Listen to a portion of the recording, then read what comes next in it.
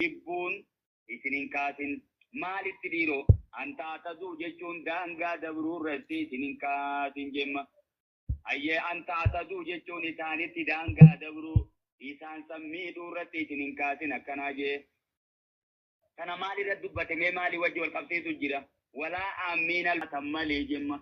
Isii hudhamtee jirtu odoo lubbuun keessaan bahin dhaqqabdee qalta. Akkasumammaatti tafufaadhaan darbatamtee dhagaan faan samiitti bororee dhufee dhawee odoo lubbuun keessaan bahin dhaqqabdee jeerta. Yoo qattaate malee jechuun deeman magaa. Illaa maa zakkeetum jechuun waan nusuuf jechuun waan jarri kaafirtootaa dhaabee gabbaruu jira jechuudha. Taabotaaf jecha waan qalamte jechumaaf deeman magaa.